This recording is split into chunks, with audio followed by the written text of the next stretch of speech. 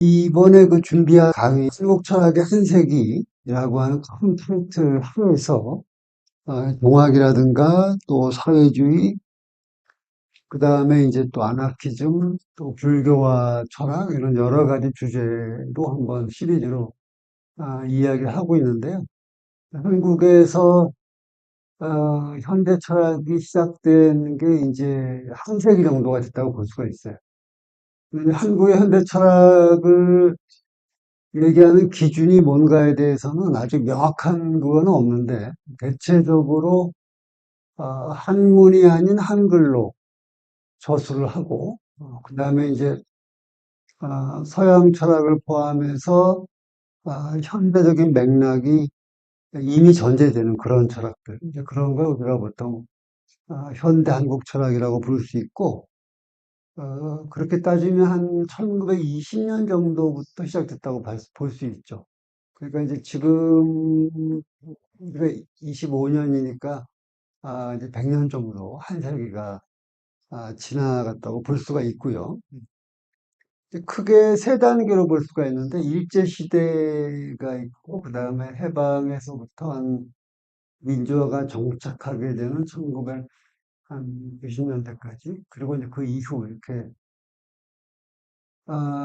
일제 시대의 그 한국 철학의 가장 굵직한 흐름은 민족 종교, 그럼 이제 민족 사상이라고 부를 수 있는 그런 사상들, 동학, 대종교, 뭐 중산교, 원불교 등등. 그러니까 우리가 어떤 민족 사상 내지는 이제 민족 종교라고 할 수 있는 그런 사상들이 주를 이루었고, 그 외에 다른 사조들도 존재했는데, 가장 큰 흐름은 사회주의 이제 사상이었죠. 가장 광범위하게 영향을 끼친 건 역시 사회주의인데, 그래서 오늘 그 준비한 내용은 이 동학과 사회주의 사이의 갈등이 어떤 식으로 있었는가, 그 두 흐름이 왜 서로 어떤 점에서 부딪혔는지, 이제 그거에 초점을 맞추어서 준비를 해봤습니다. 어, 이제 당대 사람들은 그 새로운 인간, 신인 또는 이제 신의 인간이라는 말을 굉장히 많이 했죠. 완전히 새로운 시대를 맞이해가지고 어떻게 새로운 인간, 네오 호모를 찾을 것이냐라고 하는 게 이제 그 시대의 지금 화두였어요.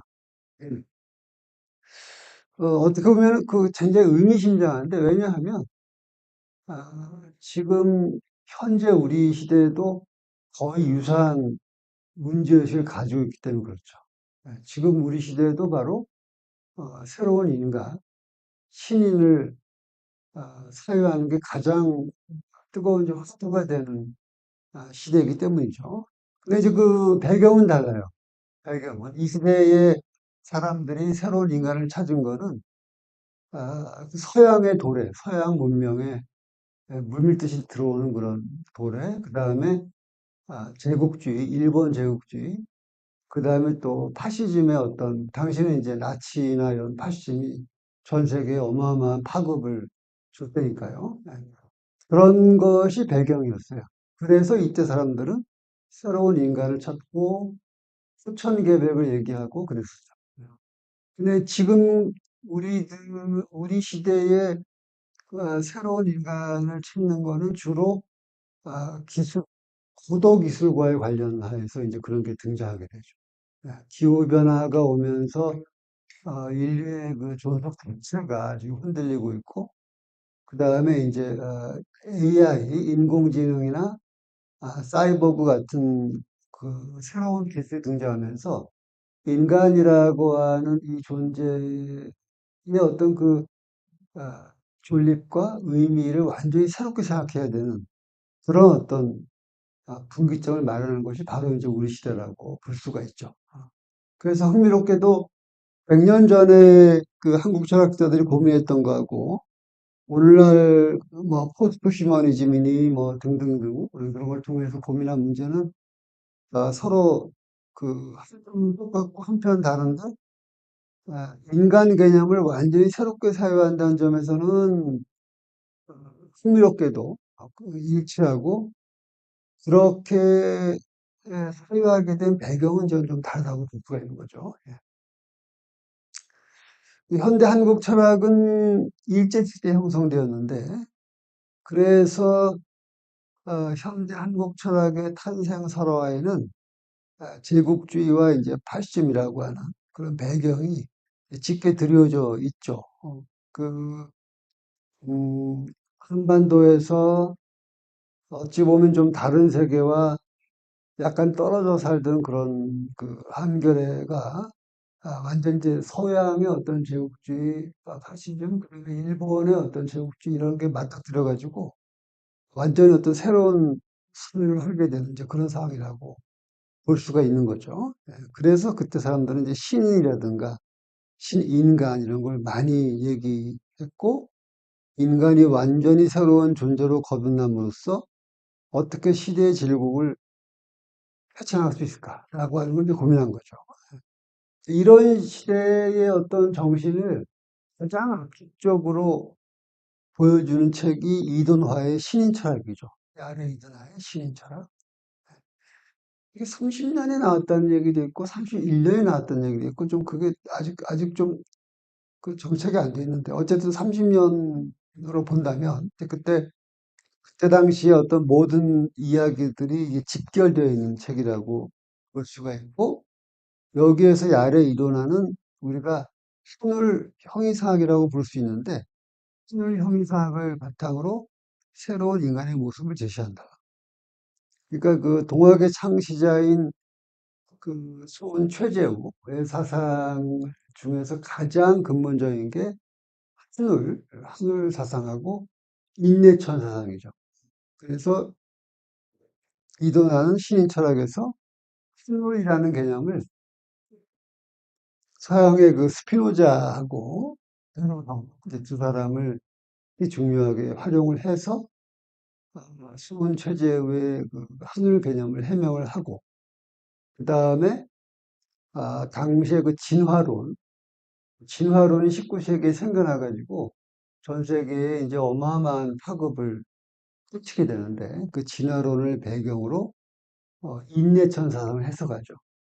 그렇게 그 수은 최재우의 사상을 철학적으로 풀어서 해명하는 것이 신인 철학이라고 볼 수가 있죠. 그래서 야뢰는 한우를 지극한 기운이죠. 이라고 하는 건 글쎄 요새 말로 하는 뭐 에너지, 뭐 생명 이런 걸로 해석할 수가 있을 것 같은데 그런 지극한 어떤 에너지로 지극한 그 생명으로 파악했고 지기를 유일한 생명의 충동력이다라고 이제 개념한 거죠. 생명의 충동력이라고 하는 요 개념은 베르그성의 유명한 용어죠. 엘랑비타이라고. 야뢰의 인간 존재로는 이 하늘 형이상학에 근거하는데 이돈화의 생각을 배경으로 이룬 거는 목적론적 진화론이에요. 목적론 진화론. 그러니까 진화론에서 가장 논쟁거리가 되는 게 뭐냐 하면 진화의 목적이 있냐는 거죠. 바다에서 물질만 떠다니다가 어류 같은 게 생겨나고 그다음 이제 파충류가 나오고 조류가 나오고 또 포유가 나왔다고 그런 사람들이 그래서 오늘날 이제 인간까지 왔다고 하는데 이런 식의 우주 진화 수십억 년, 수백억 년에 이르는 그런 우주 진화라고 하는 게 그냥 뭐 아무런 의미도 없고 우연히 오다 보니까 여기까지 온 건지 아니면 우주 진화를 쭉 관리하는 그 어떤 목적이 있는 건지가 이제 가장 중요한 철학적인 논쟁거리죠. 그런데 야르 이도나는 물론이고 당대 많은 한국 철학자들은 이 진화론을 목적론적으로 이해를 해요. 무슨 뜻이냐면은 아주 그 아메바 같은 그런 그 미물로부터 인간에 이르기까지 진행되어 온 이 진화라고 하는 거는 단순한 우연의 수치가 아니라 뭔가 그거를 관료하는 깊은 뜻이 있다, 목적이 있다라고 하는 그런 이제 목적론적 진화론을 배경으로 하고 있죠. 그리고 이제 이런 식의 목적론적 진화론이 함축하는 중요한 의미가 뭐냐면 인간에 대한 굉장히 낙천적이고 자기 긍정적인 생각이에요. 그러니까 인간이라는 존재는 진화의 완성체인 거죠. 진화의 결정체, 완성체, 그리고 야레 이도나의 표현에 따르면 우주의 과실, 열매, 그러니까 진화가 쭉 진행되어 온 결과 최종적으로 피어난 꽃과 열매가 인간이라는 존재라고 하는 인간의 굉장히 자기 긍정적인 그런 어, 그 관념이죠. 사실 생물학적 진화론과 이런 이도나식의 진화론은 상당히 거리가 있어요. 생물학적인 진화론은 그런 목적을 전혀 전제하지 않고 순수하게 생명체가 환경에 적응해서 적응한 생명체는 살아남고 적응하지 못한 생명체는 멸종하는 그런 어떤 그, 그 자연도태와 적자 생존에 입각한 진화론이죠. 그래서 보통 진화론 그러면 딱 들은 이미지가 굉장히 어떤 생물학적인 적나라한 투쟁, 어, 살아남기 위한, 서바이벌 하기 위한 그런 어떤 피나는 어떤 투쟁이라는 이미지를 가지고 있는데, 야외의 이런 목적적 진화론은 사실은 실제 과학적 진화론하고는 거리가 있는 거죠. 오히려 어찌 보면은 진화론이라고 얘기는 하지만 그 내용은 19세기 초에 활동한 헤겔이라는 철학자가 있죠. 19, 20세기 동북아 철학사에 가장 큰 영향을 미친 사람 중에 한 사람이죠. 칸트, 헤겔, 하이데거 같은 그런 사람들. 근데 이제 그 헤겔의 어찌 보면 진화론을 얘기하고 있지만 그 알맹이는 헤겔 철학이에요. 우주가 아주 미물로부터 그 위대한 인간의 정신까지 진화해 간다라고 하는 그런 헤겔주의인데 그게 이제 진화론의 옷을 입고 있는 거죠. 어쨌든 지기의 생명력이 가장 찬연하게 나타난 것이 인간의 정신현상이며 지기는 인간을 중심으로 한 생명체로서 그 생명체의 중심이 양극으로 흘러 생리적 현상이 되고 음극으로 흘러 정치적 현상이 된 것이다. 이게 이제 이동화 사상이 이제 스피노자의 깊은 영향을 받았는데 스피노자의 사상을 간단히 말하면은 우리가 몸과 마음을 가지고 있잖아요. 인간으로 말하면 몸과 마음이고 이 세계 전체로 말하면 이제 물질적인 것과 정신적인 것인데 그래서 유물론자들은 이제 물질을 더 근본으로 보죠.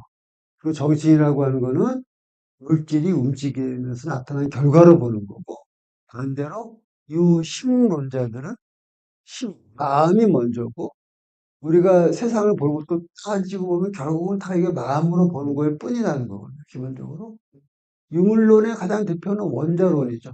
원자론. 그 다음에 유심론의 가장 대표는 유식 철학. 불교에서 불교 중관과 유식 두 가지가 나오잖아요. 유식 불교. 일체 유심조. 모든 것은 오로지 유, 심, 조, 마음이 만든 것이다라고 하는 거예요. 일체유심조. 그래서 유물론과 유심론이 대립하는 스피노자의 사상은 뭐냐면 물질적인 것과 정신적인 것은 둘 다 가장 근본적인 게 아니고 가장 근본적인 그 실체가 물질과 정신이라는 그 두 개의 극으로 표현된다는 거예요. 인간으로 좁혀 말하면은 인간은 몸도 아니고 마음도 아니고 몸과 마음 그 이전에 근본적인 실체가 몸으로 표현되기도 하고 마음으로 표현되기도 하고. 예를 들어 슬프다 그러면은 몸으로는 눈물로 표현되는 거고 마음으로는 아픈 마음으로 표현되는 거고. 화가 났다 그러면은 몸으로는 막 십박을 얼굴로 표현되는 거고, 마음으로는 이제 막 분노에 찬 마음. 마치 수학에서 똑같은 하나가 이 기하학적으로 이렇게 표현되기도 하고, 수식으로 표현되듯이 똑같이 그렇게 이제 표현되는 것이다.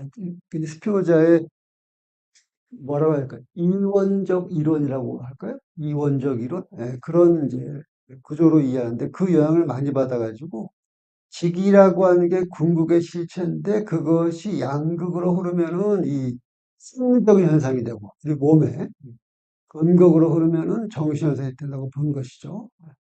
그리고 이제 인간은 이 우주의 그 직위의 잠재력이 극한으로 봐야 되는 존재이다. 이 우주를 채우고 있는 궁극실체가 직인데 그 직위가 자기의 잠재력을 가장 위대하게 발현한 거. 가장 극단적으로 발현한 게 뭐냐면 인간이다. 이렇게 보는 거죠. 인간에 대한 어떤 굉장히 그 긍정적인 그 규정이라고 할 수 있죠. 사실 이런 식의 목적론적 진화론은 그 진화론이 띠고 있는 굉장히 중요한 함축을 놓치고 있다라고도 볼 수가 있어요. 그게 뭐냐면, 어, 우리가 진화론을 목적론적 진화론으로 볼 적에 사회 진화론이 등장하게 되는데, 그 사회 진화론이 뭐냐 하면, 어, 이 우주가 쭉 목적론적으로 진화하기 때문에 단계가, 단계가 있는 거죠. 단계가 있고, 단계가. 단계가 이렇게 있고, 어떤 국가는 이 정도 단계지만, 어떤 국가는 이 정도 단계에 도달해 있는 거죠. 그러니까, 여기까지 온 국가는 여기까지 온 국가보다 더 발전한 국가고, 진화한 국가고, 따라서 더 진화한 국가가 덜 진화한 국가를 지배하는 것은 당연한 거죠. 그러니까 일제가 한국을 지배하는 것도 그쪽으로 나쁜 게 아니다. 왜? 더 문명이 발달하고 역사가 진보된 일본이 그보다 덜 진화한 더 미개한 조선을 떼어주고, 과학기술도 가르쳐주고, 어? 교육 문화도 심어주기 때문에 오히려 그거는 더 진화된 국가가 덜 진화된 국가를 더 좋게 만들어준다는 거예요. 그게 이제 여러분들이 가끔 혹시 들어보셨을 텐데, 식민지 근대화론이라는 게 그런 거예요. 식민지 근대화론. 그 식민지, 제국주의가 식민지를 그리고 개발해주고 하는 거는 오히려 긍정적이라고 하는 그런 식민지 진화론이죠, 그게 바로. 근데, 그 식민지 진화론을 떠받치는 이론이 뭐냐면 바로 목적론적 진화론이거든요. 그래서 야레는 그 목적론적 진화론이라고 하는 게 띌 수 있는 굉장히 부정적인 정치적 함축을 읽어내지는 못했어요. 자기 자신이 일제 아래 살면서도 그런 게 이제 한계라고 볼 수가 있는데요. 어쨌든 그거 이제 별개로 이 사람이 생각하는 그 인간관은 어쨌든 그 시대에 상당히 중요한 인간관 중에 하나인데 직위 하늘의 두 속성이 인간에게 이제 신체와 정신으로 나타난다. 어떤 궁극의 형이상학적인 그 존재를 제시하고 인간을 그 존재에 적당히 적성시키는 구도는 모든 형태의 정신 형이상학에서 공통적으로 나타나는 구도이며 야력식을 따르고 있다. 해겔 철학은 이 우주의 정신이 나타나는 게 인간의 정신으로 나타나고 그렇기 때문에 우리가 이 우주를 인식할 수 있다고 보는 거죠. 인간이 우주를 인식하는 거는 왜 가능하냐 하면 이 우주의 정신이 가장 고도로 나타나는 게 인간 정신이기 때문에. 그래서 인간 정신이 우주의 정신을 이해할 수 있다는 게 해겔 그 철학이죠. 멀리 보면은 서양 사람들의 신부적인 세계관이죠. 신이 인간을 만들 적에 자기의 형상에 따라 만들었다. 자기의 이마고에 따라 만들었다라고 하는 이제 그런 어떤 서양 사람들의 정시현상학에 뿌리를 두고 있는 건데, 이 야래도 이제 그런 구도와 거의 비슷한 구도로 얘기를 하고 있는 거죠. 그리고 이제 야래의 하늘형 이상학이 결국에는 무위 이화, 무위, 각위하지 않는 거죠.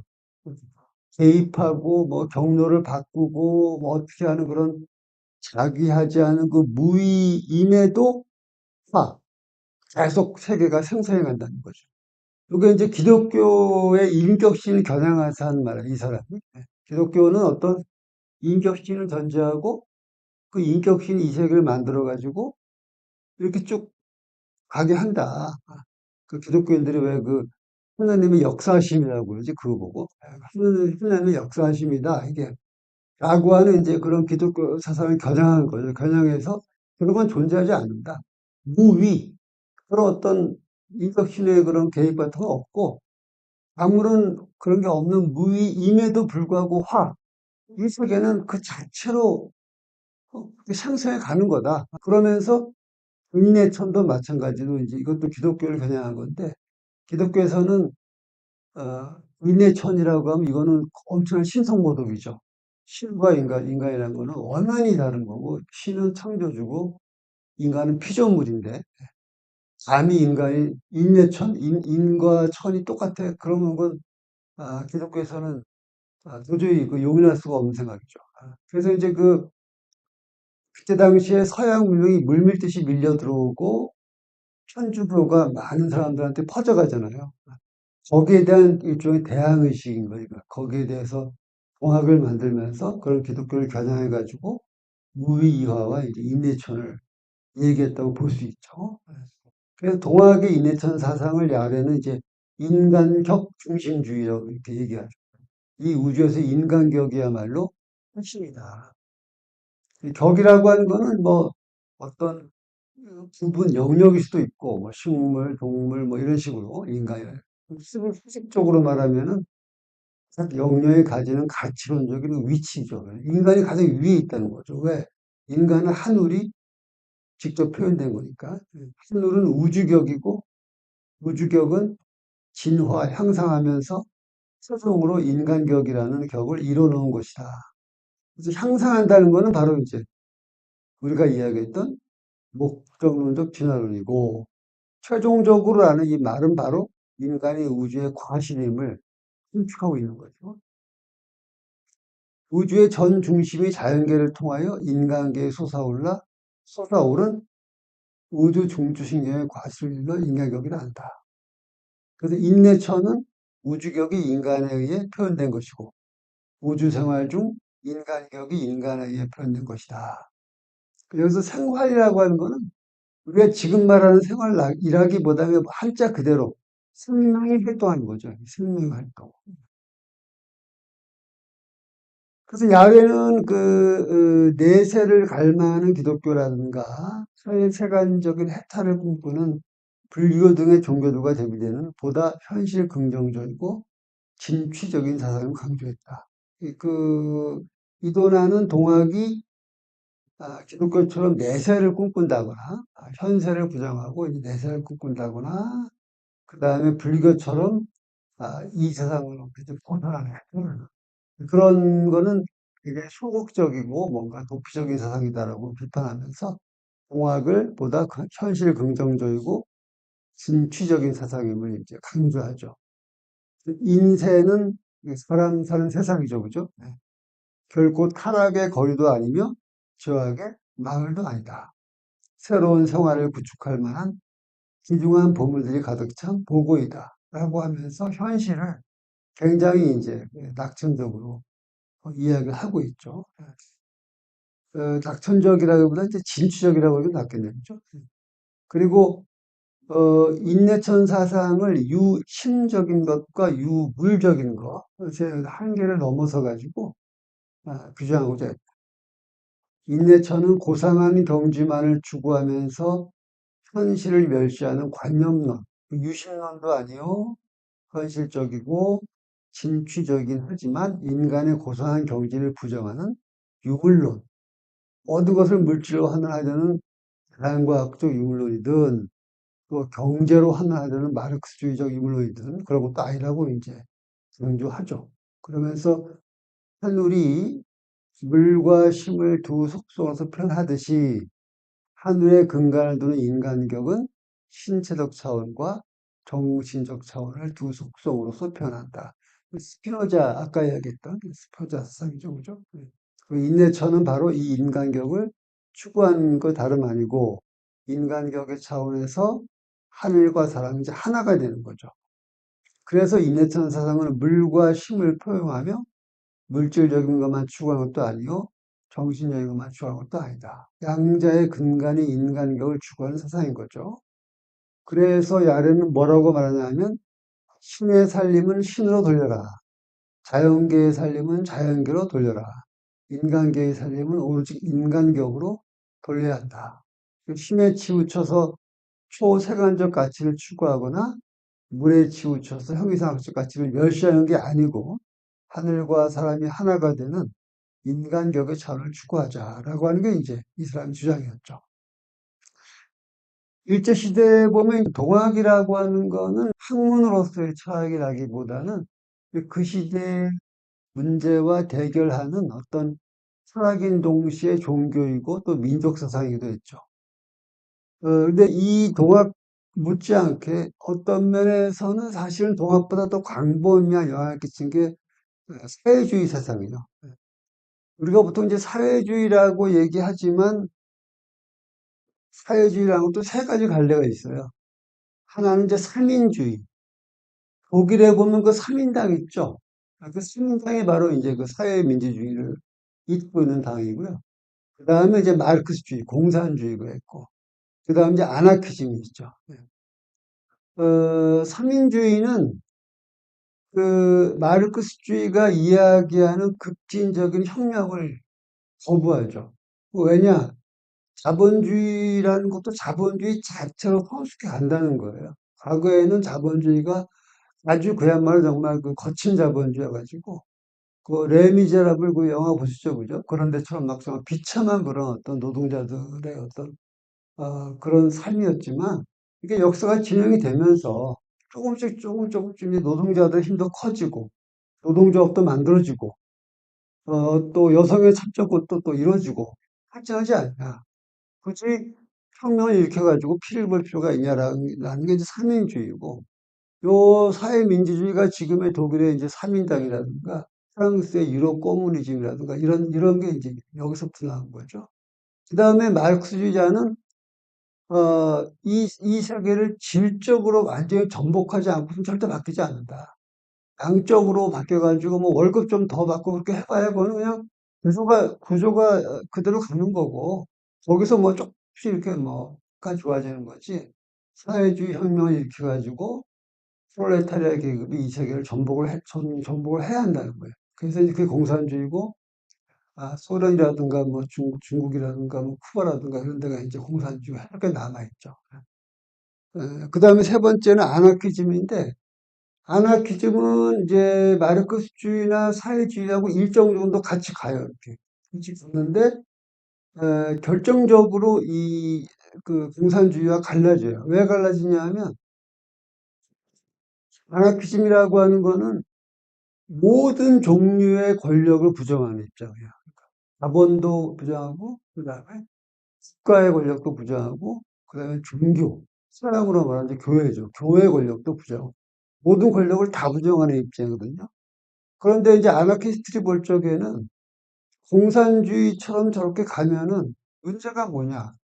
자본주의를 타도하자, 그건 좋은데, 그 타도하는 과정에서 오히려 그 정치 권력이 커진다는 거예요. 국가 권력이 어마어마하게.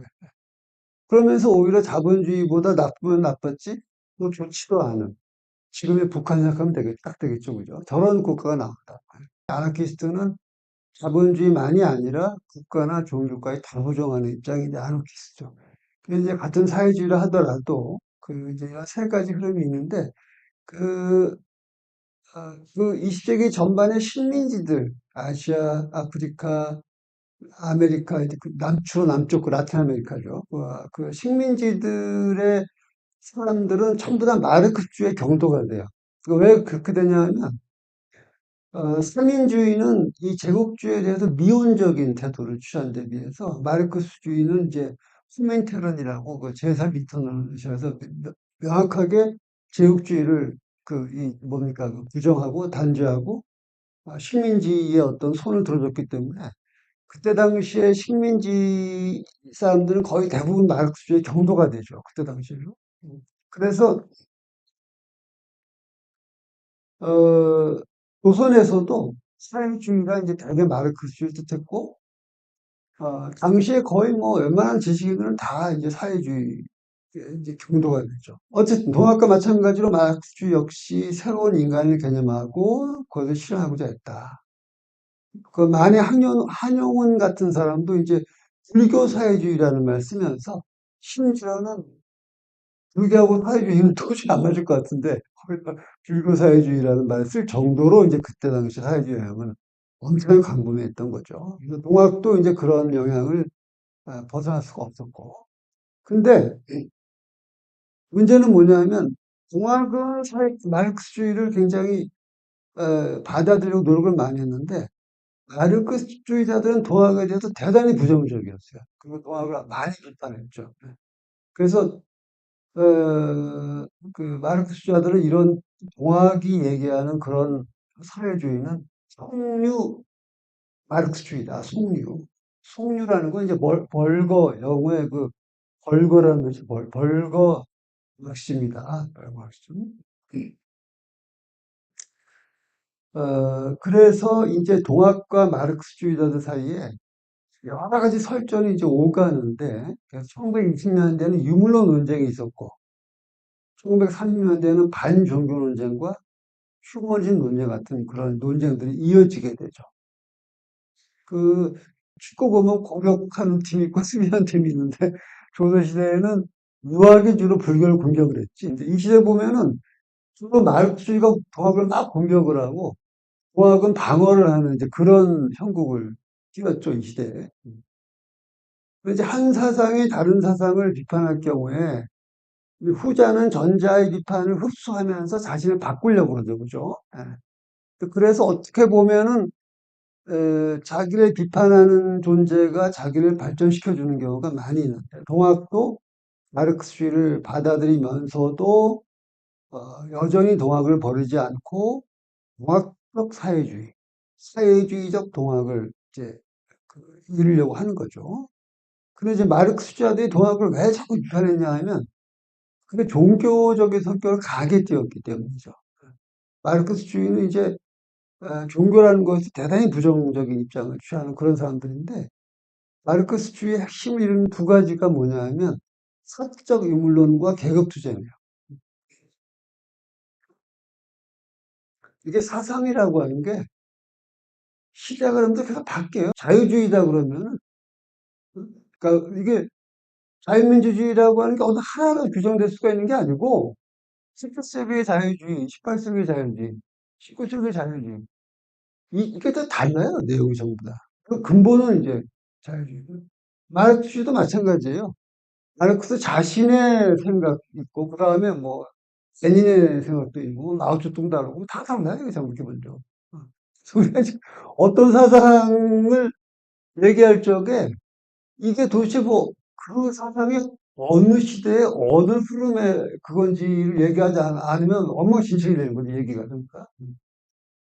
근데 이제 이게 아무리 그 사상이 이렇게 변형되어 나가도 우리가 그거를 그 이름으로 부르는 거는 알맹이는 같다는 거거든요. 그게. 아무리 변형됐지만 얘가 최소한 알맹이는 이거니까 우리가 그걸 사회주의라고 부르는 거잖아요. 아니면 아예 다르게 불려야 되겠지. 아예 이름 바꿔야 되겠잖아. 그렇죠, 그죠?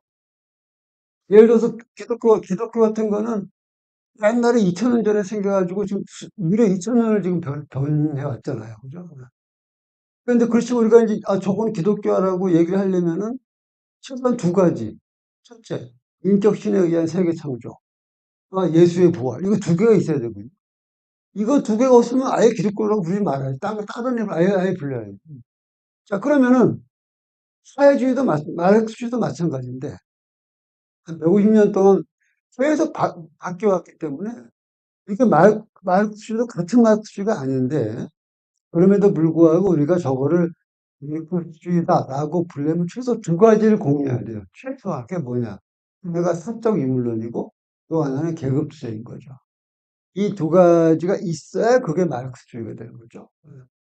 마르크스주의는 물을 근본 실체로 보는 유물론이지만 이때 이 사람들이 말하는 그 물이라고 하는 거는 물리학자들이 말하는 뭐 원자니 뭐 전자니 어쩌고 이런 물을 말한다라기보다는 우리 인간의 삶에서의 물. 그러니까 말하자면 우리 좀 말씀드린 커피라든가 뭐 밥 이런 걸 말하는 거니까 뭐죠? 자연과학적인 물이라기보다 오히려 이제 경제적인 뉘앙스에서 이제 물을 말하는 거죠. 그게 근본이다. 그게 바로 인간의 근본은 정치, 종교, 철학, 문화, 예술이 아니고 이 먹고 사는 거, 먹고 사는 거. 아, 그런 물질 생활이 근본이고 다른 모든 것들은 그 위에서 성립하는 거라는 거예요, 기본적으로. 그러니까 이런 물질적인 토대가 바뀌면 모든 게 싹 바뀌는 거죠. 그래서 역사라고 하는 거는 바로 그런 인간의 그 물적인 토대가 계속 바뀌어왔고 그 물적인 토대가 바뀌면서 모든 게 바뀌는 그런 역사인 거죠. 그게 이제 사적 인문론이고 두 번째는 뭐냐 하면 인간의 역사는 계급 투쟁의 역사다. 지배 계급과 피지의 계급의 끝없는 역사다. 고대 시대는 노예와 이제 귀족이 싸운 거고, 중세는 영주하고 농노들이 싸운 거고, 근대에는 부르주아 계급과 프롤레타리아 계급이 싸운 거다. 그래서 그게 이제 계급주의다는 거죠. 이렇게 이제 이 사람들은 이런 식으로 얘기하는데, 마르크스는 종교는 인민의 아편이다. 인민의 아편. 레닌은 인민을 억압하는 정신적 독주다. 마르크스와 레닌은 왜 종교를 아편이나 독주에 왜 비유했을까? 자신의 힘으로 어찌할 도리가 없는 어떤 강고한 객체성이 삶을 위협적으로 내놓을 적에 인민이 할 수 있는 것은 아편 독주를 마시고 취하는 것뿐이죠. 인간을 지배하는 객관적인 이 객체성이 이렇게 있는데 자기 힘으로 이걸 뭐 어떻게 할 수가 없는 거예요. 도저히 뭐 내가 저항해봤자 계란으로 파헤치는 거다. 그러면 인간이 할 수 있는 게 뭐냐? 아픔 마시고 술 마시면서 그거밖에 없다는 거예요. 그런 게 종교다. 더 이상 이 세계를 문제를 투파해서 뚫고 나가야 되는데 아예 불가능하다. 그럼 그냥 포기하자. 그러면서 그냥 종교로 가는 거죠. 그래서 이제 이 사람들은 종교를 아편이나 독주에 비유하는 거죠. 근데 이제 마르크스 레닌의 맥락에서 볼 경우 이 강고한 객체성은 바로 자본주의고 이 어마어마한 자본주의 체제라는 거는 한 사람 개인의 힘으로 또는 일부 집단의 힘으로는 어떻게 할 도리가 없는 거다. 그래서 그거와 싸우기를 포기하고 그냥 종교라는 아편을 피우는 거죠. 그래서 마르크스는 계급적 모순이 타파된다면 종교도 역시 소멸한다고 본 거죠. 관관 객체성이 무너질 경우 이제 아편이나 독주가 필요가 없어지는 것처럼.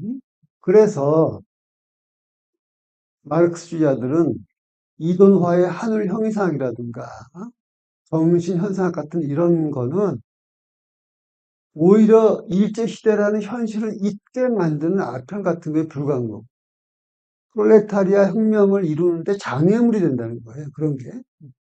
시선을 여기 현실에 돌려야 되는데 그 위만 쳐다보게 만드는 거지.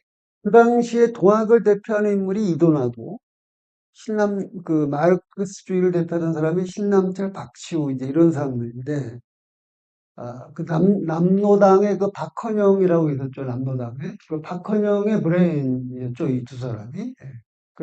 이제 박지우는 월북했다가 팔치산으로 내려와가지고 태백산에서 싸우다 충마다 죽었고 신남철은 북한 김일성 대학에서 활동하다가 그 김일성하고 권력 투쟁하다가 패했죠. 북한령이 이제 북에 올라갔을 적에 김일성하고 이제 권력 투쟁하는데 그 김일성이 자기한테 그 적이 될 것 같은 그런 인물을 합시해주신 거예요. 전부 다. 그, 어, 그래서 이제 그런 신한철도 그때 나중에 이제 결국 패해서 죽었고 근데 이런 사람들이 직접 논전을 벌였으면 아주 흥미로웠을 이제 그건 아니고 다른 마약수자들이 많이 공격을 하는데 어, 그중에서 좀 흥미로운 인물이 김영준이라는 사람이 있어요. 김오성이라고 이제 불리는데 이 사람은 계속해서 끊임없이 그 마르크스주의하고 논전을 벌이면서 사회주의적인 동학 또는 동학적 사회주의를 건설하려고 많이 노력을 했죠.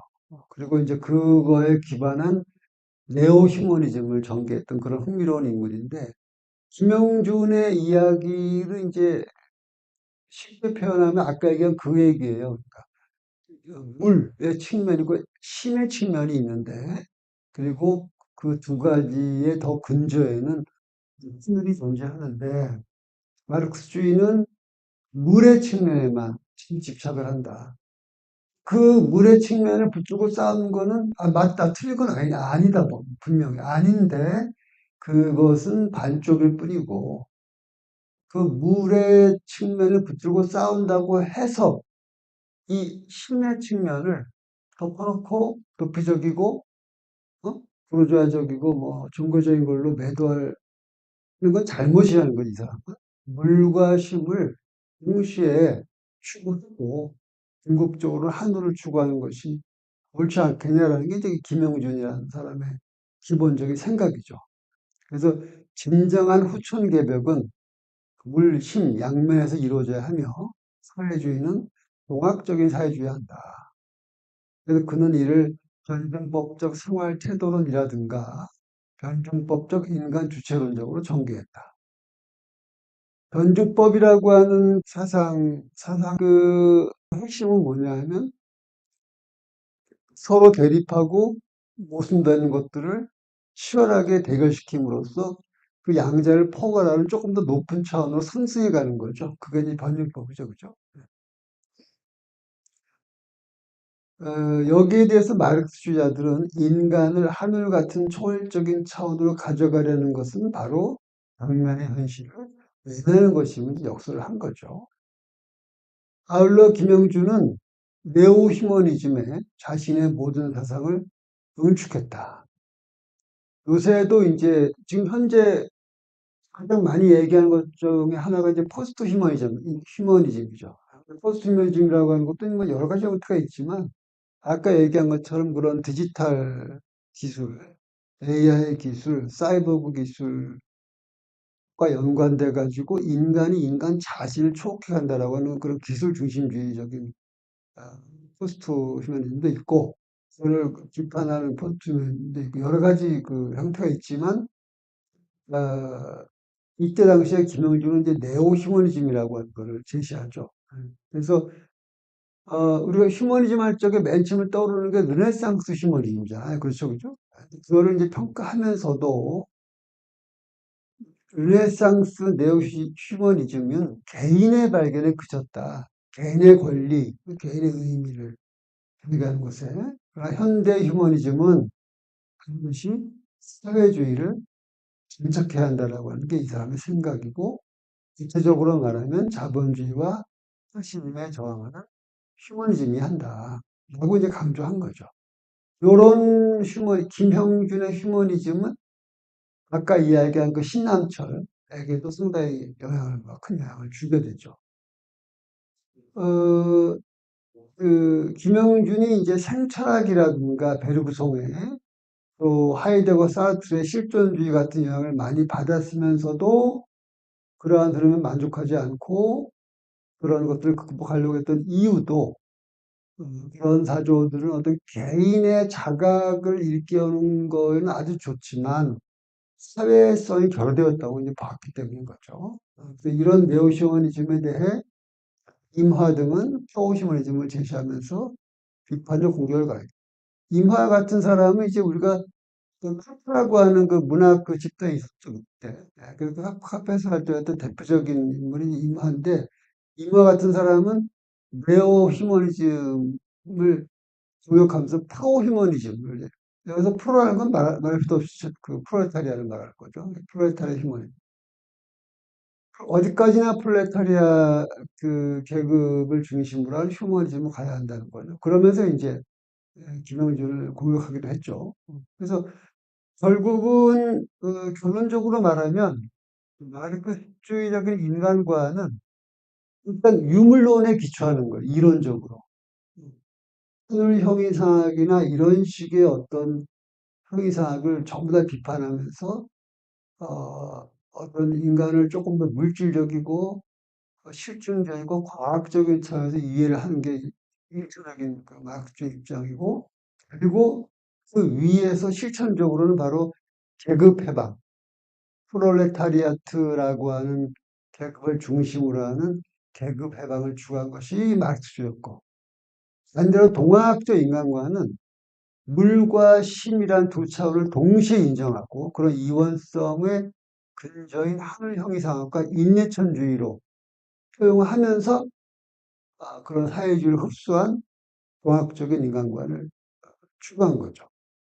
마르크스주의 쪽으로 보면은 동학적 사회주의는 국면의 현실로부터 허무맹랑한 형이상학으로 고개를 돌리려 하는 사조라고 이제 비판하는 거고, 동학의 쪽에서 본다면 마르크스주의는 물의 방면에만 눈길을 고정하고 그 힘을 포용하는 하늘의 형이상학 특질을 외면하는 그런 이제 일면적인 반쪽적인 사조라고 하는 거죠. 이런 식의 갈등은 사실 뭐 오늘 우리에게도 여전히 아, 그 해결해야 할 문제로 이제 남아 있다고 볼 수가 있습니다. 예. 여기까지 쭉 설명을 드렸고, 들으시면서 혹시 질문하셔도 좋고 또 자기 생각을 말씀해도 좋고.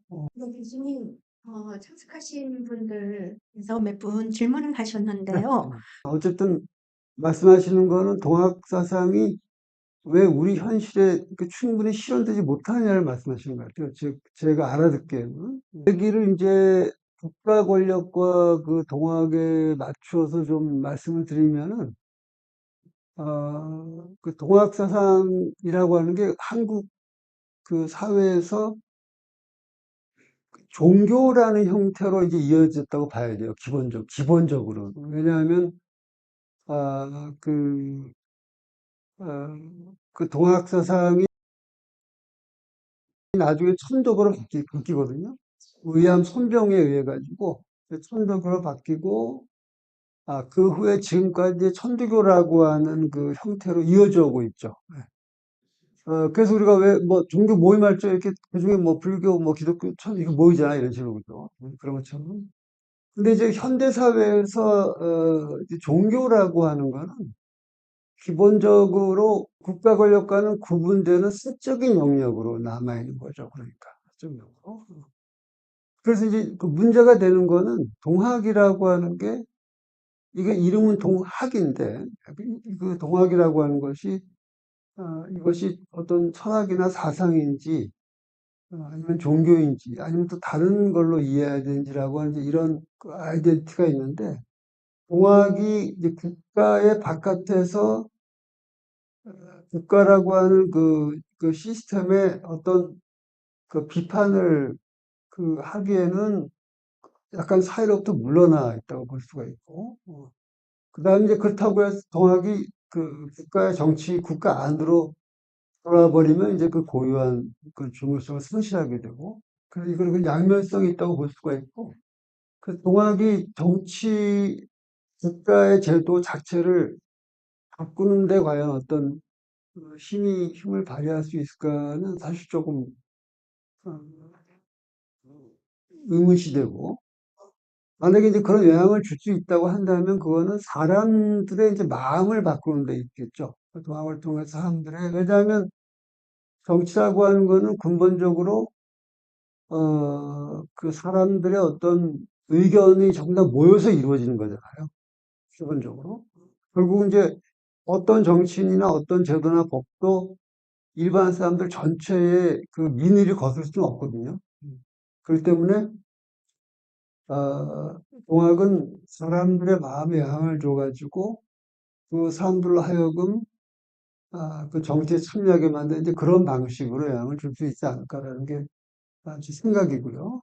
동학이 한국 및 주변에 내일 미래에 영향을 미치는 점은 어떤 것이 있는지요? 음, 그거는 이제 또 정해져 있다라기보다 그 동학은 미래 이렇게 될 거다라고 누구도 이제 예상할 수가 없고 그 동학에 관심이 있고 그것을 보다 많은 사람들한테 전파하는 사람들이 이제 어떻게 하냐에 달려 있겠죠. 그 영향력이 정해져 있다라기보다는 그렇게 생각하는 게 좋을 것 같아요. 저, 아, 예, 예.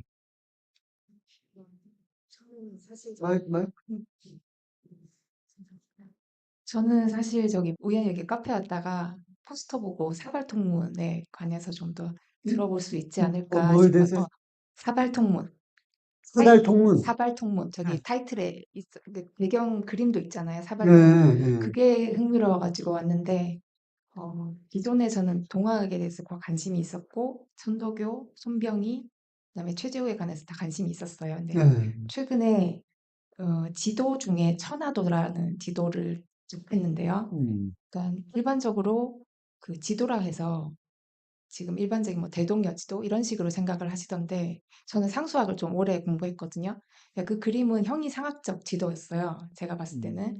근데 뭐 대구에 계신 박물관 계신 그분이 한 뭐 60 몇 장 정도를 소장하고 계셔서 제가 페이스북에서 그거를 보고 우측 상단에 81이라는 글자가 적혀 있어서 그게 81이거든요. 근데 교수님들이 좀 그분들이 나누는 얘기를 들어봤을 때 조선시대 후기에 우리 조상님들이 좀 어, 이렇게 속된 말로 우둔해서 지도를 그런 식으로밖에 못 그렸다고 했는데 제가 봤을 때는 그 그림은 형이상학적인 지도였고 그, 그 그림을 제가 가져오질 못해가지고 하여튼 하늘 천자에 아래 하자 그다음에 그림도 짜고 천화도는 말 그대로 하늘에서 이제 인간 세상을 내려다본 지도.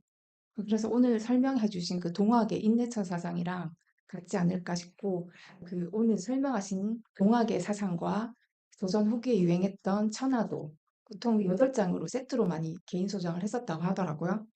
그래서 저는 10월 달에 그거 주제로 이제 전시회 하려고 또 지금 준비 중이고 개인적으로 그냥 하는 거라서 네.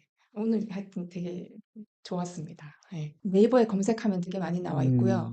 음, 이제 종류가 많은데 별자리 28수가 이렇게 적혀 있는 쪽이 있고, 그다음에 이걸 알려면 28수랑 그 자미두수도 알아야 되고, 주역도 알아야 되고, 근데 저는 이제 그거 공부했으니까 그게 한눈에 들어왔거든요. 근데 그걸 설명해줘도 교수님들은 이해를 못 하시더라고요. 왜 81인데 나라가 81개가 없느냐? 근데 동양적으로 봤을 때는 그냥 많다는 뜻이잖아요. 9981에서. 예. 그걸 알려면 그 나라들이 뭐 소인국, 여인국 이렇게 해가지고 예전에 산해경에 나오는 스토리가 있고, 권륜사는 머리 정술이고 수미사는 단전이거든요. 그 안에 십이경락이랑 그게 다 들어있는 거예요. 너무 신기해가지고 지금 계속 저 혼자 그림 그려보고 혼자 알아보는 중이에요. 이제 음, 천화도는 또 달라요. 네, 천화도는 나무가 이게 세 그루가 있고 아래쪽에는 없고 천지도는 간방 그러니까 주역에서 간방은 대한민국이거든요. 간방이랑 나무가 두 그루밖에 없어요. 그걸 이제 전체적으로 이해를 하려면 일단 상수학을 알아야 되는데 이걸 같이 대화할 수 있는 사람이 없어가지고 저 혼자 그냥 그림 그리고 제가 알고 있는 한 20년 정도 공부했거든요. 저는 거의 독학인데 예, 그렇게 해서 오늘 설명해 주신 게 굉장히 많이 도움이 됐어요. 음. 감사합니다. 예, 고맙습니다. 지금 말씀해 주신 그 천화도는 인터넷에 있다고 하셨죠? 예, 한번 다들 들어가셔가지고 한번 보고, 그, 그 조선 이제 성리학의 나라인데, 그 조선 사람들의 성리학이 중국이나 일본하고 구분되는 중요한 특징이 하나가 있는데, 그게 뭐냐면, 그 성리학적 세계를 도식으로, 디자인으로 이렇게 표현을 하거든요. 그런 식으로. 어. 그래서 중국, 하고, 일본하고 비교되는 구조의 특징이 이렇게 주역 사상을 도식으로 많이 그려요, 이런 식으로. 태역도 같은 건 이제 원래 중국에서 나온 거, 그건 옛날에 주도니에서 나온 거지만 그 이후에 여러 가지 도시들이 이렇게 등장하고 세계에도 이제 그런 도시를 그렸고, 이제 그런 도시들이 나중에는 천문학이나 뭐 이런 건물 같은 거 지는 그 구조라든가 이런 데 영향을 많이 끼칩니다. 그래서, 단적으로 말하면 이게 우리 전통 문화 전체가 다 그 역학에 입각해 있는 거예요, 전부 다. 그 구도에서. 내가 보지는 못했는데 아마 그 천화도도 그런 그 배경을 가지고 있는 것 같고, 한번 나중에 한번 그 찾아보시고 하면 좋을 것 같습니다. 예. 새로운 인간상, 그 식민 치하에서의 새로운 인간상이라는 이 바운더리 안에서 종합과 막시즘, 사회주의와 종합의 관계에 대해서 설명을 해주신 것 같은데, 지금 이제 트럼프 시대, 그 다음에 지금 정권이 바뀌는 시대, 그리고 얼마 전에 동학이 센세이션을 한국에서 일으킨 거가 한 3, 4년 전에 도올께서 이제 동학 얘기를 하면서 이제 사람들의 한국에서 관심을 갖기 시작했잖아요. 선생님께서는 이 동학이라는 거가 지금 이 변화는 굉장히 많은 것들이 뒤집히고 있는 상황인데 이런 상황 속에서 동학이 가지는 의미가 뭔지, 소구점이 뭔지 선생님 개인적으로는 어떻게 생각하시는지 궁금합니다.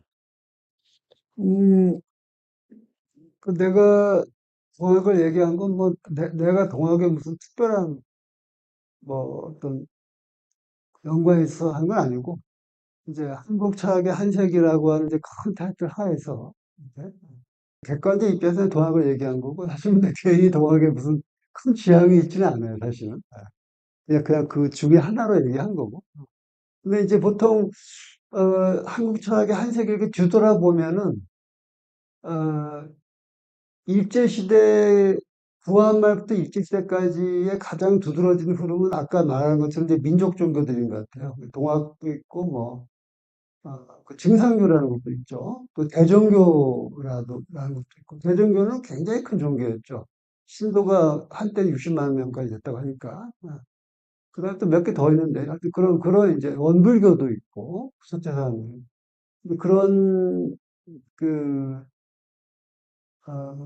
민족주의 그 종교 흐름도 있고, 약간 이제 사적인 얘기지만, 저희 할아버지도 이제 그 흐름 속에 계셨어요. 그 각설교라고 그래가지고.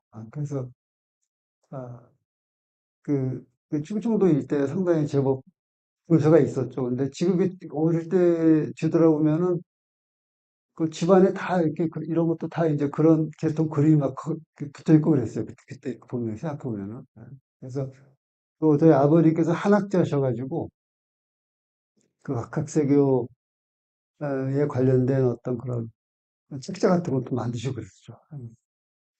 그 제가 그 각색 교주가 될 뻔도 했어요.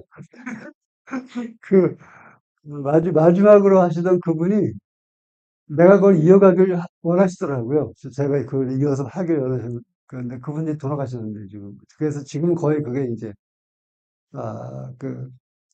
뭐, 소멸까지는 아니어도 이제 다 쇠잔해졌는데, 그때 제가 그분의 제안을 받았으면 내가 그 교주될 뻔했죠, 각색이에. 네. 근데 이제 사실, 나 같은 경우는, 워낙 서양 철학을 많이 오랫동안 공부했기 때문에, 이제 그런 얘기들을 그렇게 액면 그대로 받아들이기에는 이미 좀 아, 정신적으로 약간 그런 현대적인 사상들에 무장이 돼 있다고 표현해야 되나요? 그렇기 때문에 그걸 뭐 그렇게 액면 그대로 받아들이는 편은 아니에요, 사실.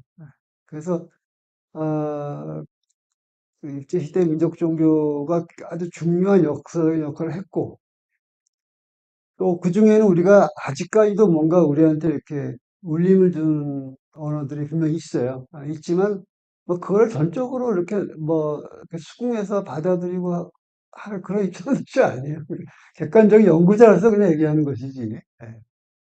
마르크스주의도 그렇고, 도학도 그렇고, 다른 모든 학문도 그렇고, 이제 시대가 이미 많이 바뀌고 문제의식 자체가 많이 바뀌었기 때문에, 이제 우리 시대의 문제들을 붙들고 하는 게 일차적인데, 그런데 그게 어떤 역사의 흐름 속에서 현재가 있는 것이지, 갑자기 현재가 뿅 하고 나타나는 건 아니잖아요. 그죠? 그러니까 우리가 이제 이런 것도 같이 다 읽는 것이지, 여기에 뭐 해결책이 있다, 이런 입장은 아니라고 볼 수가 있습니다.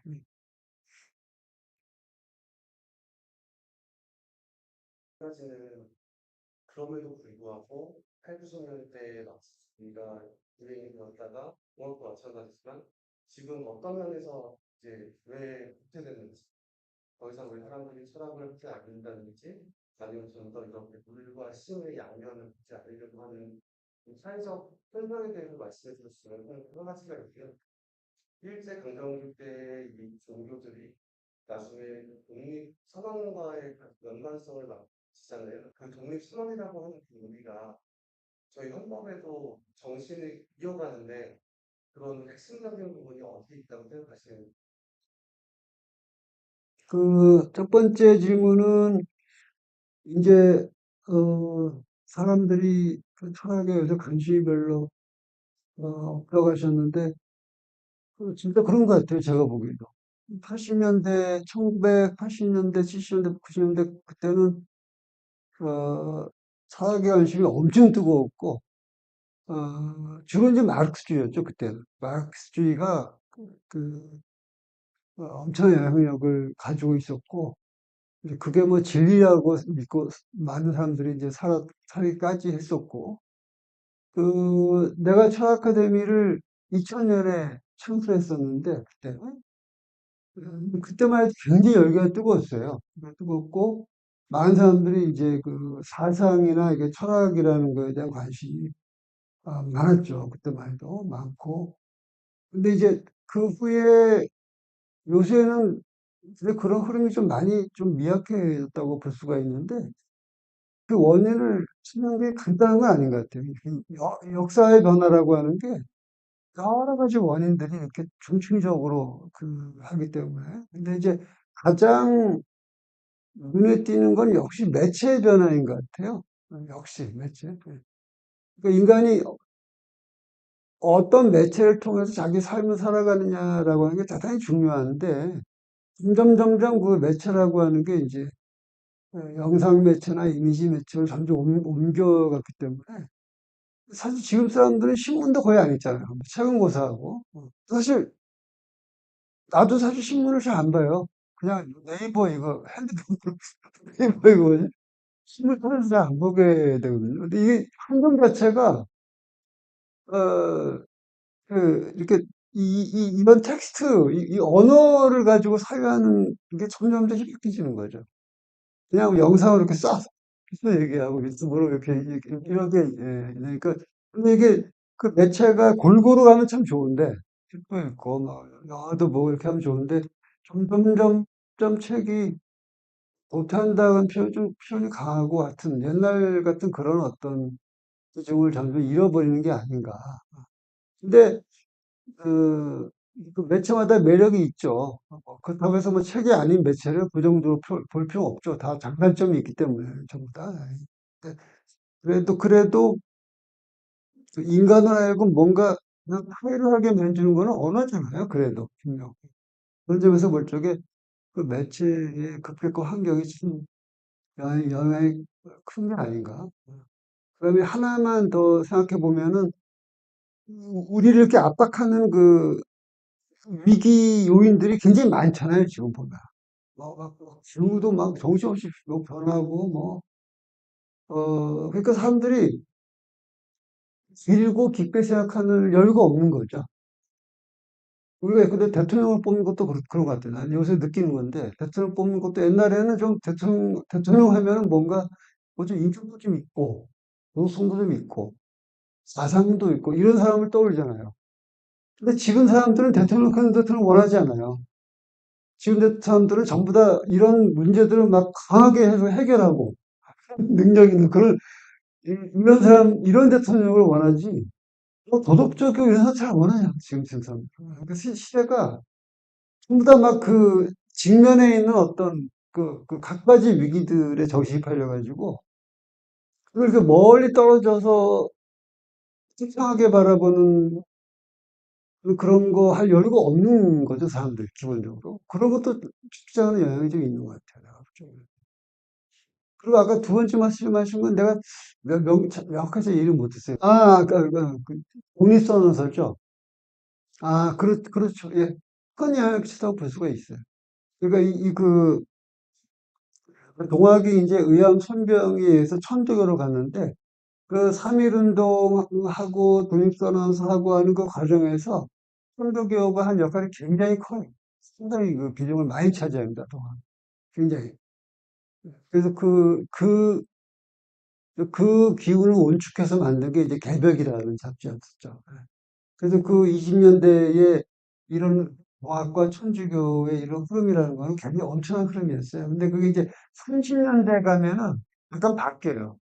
30년대 가면 그 일제가 막 사람들을 막 쬐거든요, 이런 식으로. 20년대까지만 해도 조금 약간 뭐라고 해야 되나, 그 다이쇼 데모크라시라고 그래가지고 일본에 일본 자체도 좀 약간 풀리고 그 바람에 이제 물론 그래봐야 식민지지만 어쨌든 그 상대적으로 좀 조금 그래도, 그래서 뭐 그때 뭐 모던 보이 이래도 막 나오고 그러죠, 그때. 근데 30년대가 되면은 이제 총력전 체제가 돼요. 총력전 체제가 돼가지고, 사정없이 사람들을 몰아치죠. 그러면서 이제 조선도 식민지도 막 완전히 뭐 끌려가고, 징병 끌려가고, 그 지식인들 탄압하고 잡지 다 막 폐간하고 그런 때니까. 그러면서 천주교가 위축이 돼요, 이렇게. 취해가지고 그 전까지는 이도나를 보더라도 20년대에는 막 사회 비판하고 뭐 이렇게 했다가 이렇게 쪼그라들죠 이렇게. 그래서 종교라는 영역으로 이렇게 그냥 이렇게 숨어버려요 이런 식으로. 30년대가 되면. 40년대는 그때 이제 최악의 상황이고 그러면서 그 동학이라는 거의 의미가 이렇게 사회 사상, 철학, 뭐 종교를 포용하는 이런 의미에서 그 종교로 이제 이렇게 위축돼 버리는 식으로. 아까 말씀 맨 처음에 그 매체에 대해서 얘기를 했었는데 지금은 심지어 아까 말씀하셨던 매스미디어는 이제 개인의 매체 추구라든지 이런 것들이 만들어졌잖아요. 그러면서 사람들이 뭐 이렇게 언어로서 뭔가 사유를 하지 않고 쇼츠라든지 이런 신자유시대의 쇼츠같이 그 순간순간을 판단하게 만드는데 어떻게 보면 사람이라고 하는 거는 판단의 유보라고 생각을 하는데요. 좀 더 저희가 지금 질문 공간을 만드는 것처럼 어떤 사람들이 좀 행복할 수 있다 하는데 그 인문적 사유가 아니면 철학적 사유가 왜 필요한지 지금 시대에 글을 읽으면서 우리가 생각을 돌아보고 어떤 사유를 판단을 좀 더 지연시켜야 하는 이유가 뭘까 하는 데 대해서 여쭙고 싶습니다. 음. 근데 일종의 말하자면 그 철학이나 예술 같은 거는 그 일종의 뭐 삶의 오아시스라고 생각할 수 있죠. 오아시스. 세상이 세상이 사막이라고 한다면 사막의 오아시스가 군데군데 있어야 좀 살맛이 나잖아요, 그죠? 그러니까 아, 그 이 사막 속에서 살아가다가 잠시 이렇게 그 머물러서 좀 이제 음미를 하는 거죠. 그러니까 그 옛날에 내가 그 대학 그 교수할 적에 그 보직을 한 적이 있는데, 근데 내가 그때 그 저시장 깨달은 게 뭐냐면, 그 음미할 시간이 없는 거예요, 이렇게. 아침에 해야 하고, 뭐, 누구 만나고 또 저녁에 해요. 저는 집에 와서도 막뭐 보고 작성하고, 한 2년을 그 살았더니 엄청 죽겠더라고, 아주. 근데 지금 그분이 이제 그만둬 버렸는데, 그러니까 이제 그 은밀한 말을 잘 좀 이렇게 생각해 볼 필요가 있어요. 내가 그 뭔가를 그 음미하면서 사는 거하고, 음미도 못한 채 그냥 이렇게 막 사는 거는 그 차이가 마치 그 오아시스 있는 사막하고 오아시스 없는 사막의 차이가 비슷한 거죠. 그래서 철학이나 예술 같은 거는 장자가 그 쓸모없음에 쓸모라는 말을 하는데 쓸모가 없기 때문에 쓸모 있는 거예요. 쓸모가 없기 때문에. 어떻게 이 정도로 할까요?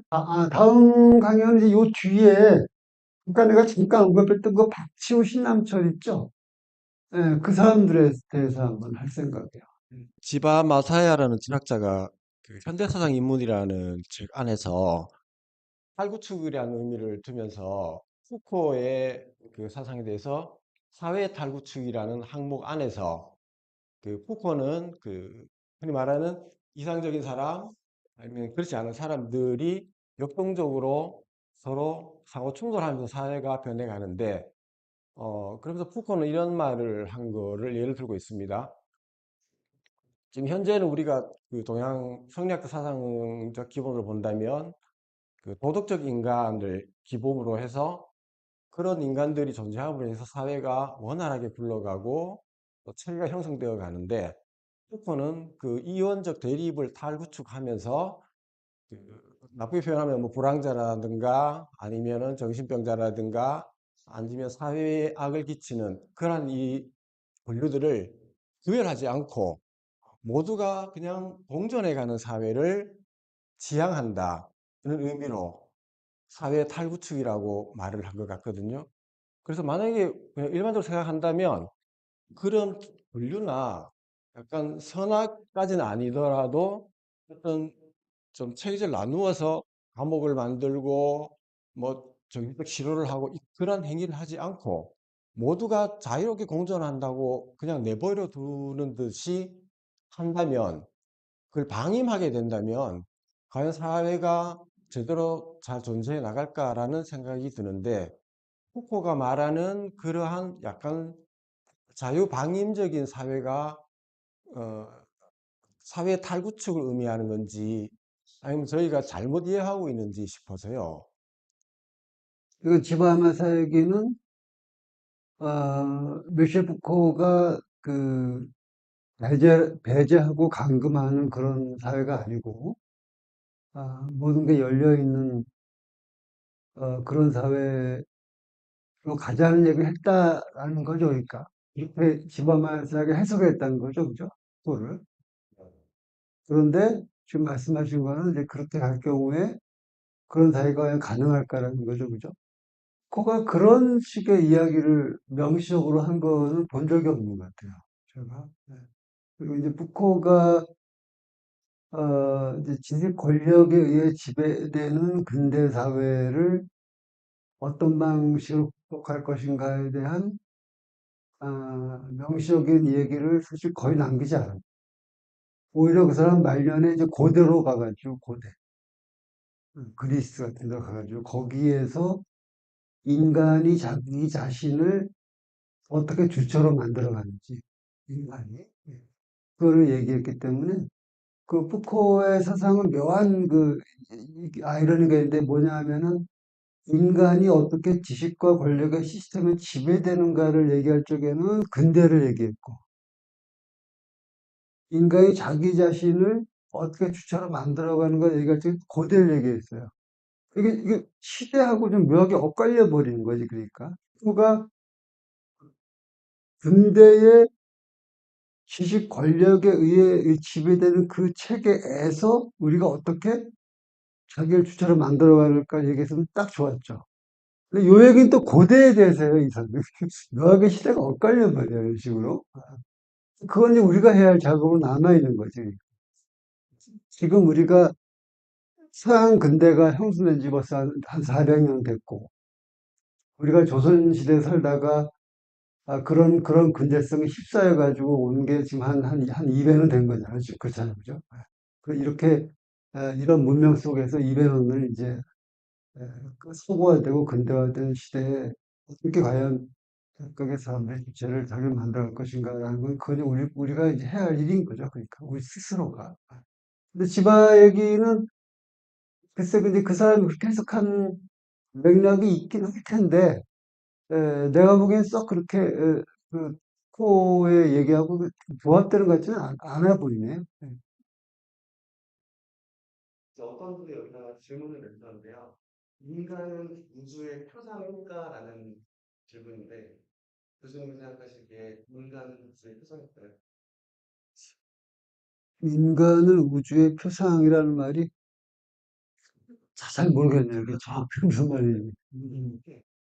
아마도 이건 짐작을 하는 건데 아마도 이제 인간이야말로 물리적으로는 이 우주의 일부지만 사실 물리적으로 하면 인간이라는 게 뭐 우주의 먼지만 보다 못하잖아요, 사실은. 이지만 또 생각으로는 우리가 우주를 생각하잖아요, 지금 그죠? 그러니까 인간이야말로 이 우주를 표상하는 존재다. 그 인간이 참 묘한 존재인 거죠. 그 물리적으로 말하면 뭐 지구라는 게 화창한 게 요만한 별이고 우리 거기서 우리가 지금 살고 있는 건데 정신으로 우리가 우주 살아가잖아요, 이런 식으로. 그죠? 지구는 말할 것도 없고, 이런 식으로. 참, 인간이라는 게 참 묘한 이중적 존재인데, 뭐 그걸 말씀하시는 것 같아요. 교수님께서 바라보시는 어떤 철학에 관해서 이런 삶에 관해서 어떠신 것을 여쭤보시죠. 일단,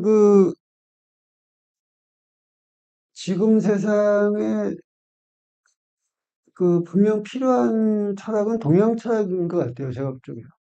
저는 사실, 뭐, 민족주의적인 그런 입장은 전혀 아니에요. 아니고, 내가 뭐, 동양 사람이니까 뭐, 동양 철학 강조하고 그런 주관적인 건 전혀 아니고, 철학자로서 생각해 볼 적에, 지금, 이런 세계에서, 사람들의 정신을 그나마 좀 바로잡아주고, 어, 흔들리지 않게 살 수 있게 만드는 건 동양 철학 쪽인 것 같아요. 역시. 동양 철학도 사실 무슨 그게 아니죠. 사실 뭐 일구도 있고 불구 있으니까 뭐 그것도 또 들어가면 또 뭐 한두 가지가 아니겠지만 그 역시 그런 쪽이 좀 필요하지만 이제 이론적인 뭐 정교화라고 할까?